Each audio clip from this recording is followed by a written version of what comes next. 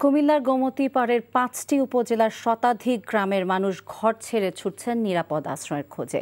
অব্যাহত বৃষ্টি ও ভারত থেকে ধেয়ে আসা পানির ঢলে ক্রমেই ফুঁসে উঠেছে কুমিল্লা এলাকার সব নদ নদী, প্লাবিত হয়েছে বিস্তীর্ণ এলাকা। বিপদসীমার ৭০ সেন্টিমিটার উপর দিয়ে নদ নদীর পানি প্রবাহিত হচ্ছে বলে জানিয়েছেন কুমিল্লা পানি উন্নয়ন বোর্ডের তত্ত্বাবধায়ক প্রকৌশলী। কুমিল্লা প্রতিনিধি মাহফুজ নান্টুকের সাথে নিয়ে আরও জানাচ্ছেন নিয়ামুল আজিজ সাদেক। কোনো পূর্ব সতর্কতা ছাড়াই ভারতের ত্রিপুরা রাজ্যের ডুম্বুরের যে জলাধার সেটি ছেড়ে দেওয়ার কারণে এভাবে বানের পানি বাংলাদেশে প্রবেশ করেছে, যার কারণে কুমিল্লা সহ এর আশপাশের বিস্তীর্ণ এলাকা প্লাবিত হয়েছে। সাধারণ মানুষের ভোগান্তি যেন শেষ হবার নয়, সে মানুষগুলো নিরাপদ আশ্রয়ে ছুটে যাচ্ছেন। হুড়োহুড়ি করেই শিশু থেকে বৃদ্ধ নিরাপদ স্থানে ছুটে চলেছেন।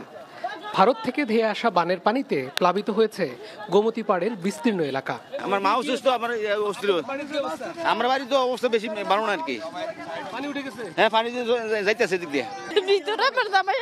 যে এইভাবে যে হারে পানি যাইতেছে তো আর বেশিক্ষণ সময় লাগবে না।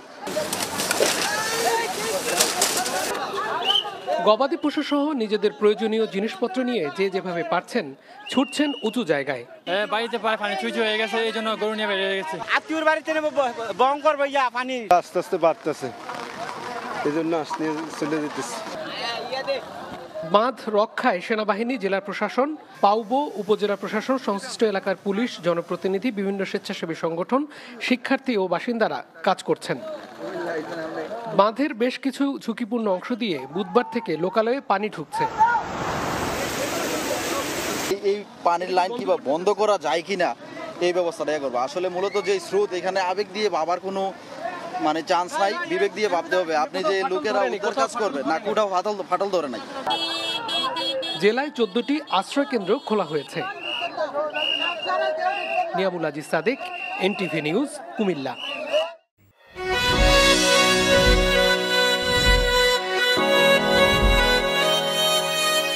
এই শুনছো, উঠো না। আমি বলবো একটু ঘুমাই। তোর বাইরে লেগে এক কাপ চা বানাই দে। ভাইয়া, চাই কি চিনি বেশি দিব নাকি কম? 2 চামচ লবণ দিয়ে দে। চোখে হাত ছুঁয়ে আছে সাজানো,